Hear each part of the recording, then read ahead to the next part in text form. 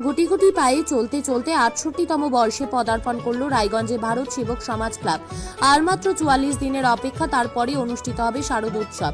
মায়ের আগমন ঘটবে, আকাশে বাতাসে বেজে উঠবে আগমনীর সুর। বিভিন্ন ক্লাবে চলছে খুঁটি পুজো। সেই আবহে আজ রায়গঞ্জ তথা জেলার ঐতিহ্যবাহী পুজো হিসেবে পরিচিত ভারত সেবক সমাজে অনুষ্ঠিত হলো খুঁটি পুজো।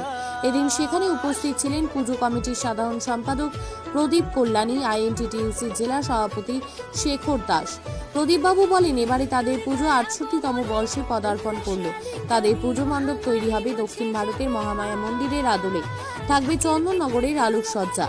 পুজো হোক জমজমাটি, নতুন সাজে সেজেছে আকাশ, সাজানো বরণডালা, আকাশে মেঘের ভেলা, চলছে ধনুচিরা, আসরের ঘন্টা বাজে, এলো মানতি সাজে। দাদা, আপনার নাম, আপনি কি দায়িত্বে আছেন? আমার নাম প্রদীপ কল্যাণী, ভারত সেবক সমাজ ক্লাবের সাধারণ সম্পাদক। কি কর্মসূচি আজকে আছে আপনাদের? আমাদের আজকে এখানে ৬৮তম দুর্গোৎসবের খুঁটি পূজা আছে।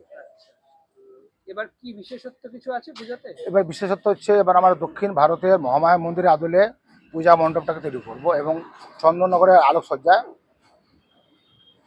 আর প্রতিমা শিল্পী কি রায়গঞ্জেরই না বাইরে? রায়গঞ্জেরই।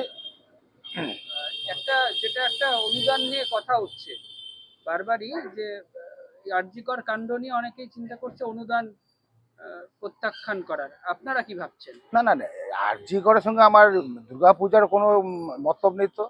মাননীয় মুখ্যমন্ত্রী সবগুলা ক্লাবকে অনুদান দিচ্ছেন সুষ্ঠুভাবে পূজা করার জন্য, আমরা নিশ্চয়ই গ্রহণ করব। এর সঙ্গে ওটার কোনো না না, সম্পর্ক খুঁজে ওটা পাচ্ছি একটা আলাদা ম্যাটার, আলাদা চ্যাপ্টার। এটা একটা আলাদা জিনিস, এটা একটা ধর্মীয় স্থান, ধর্মের জিনিস।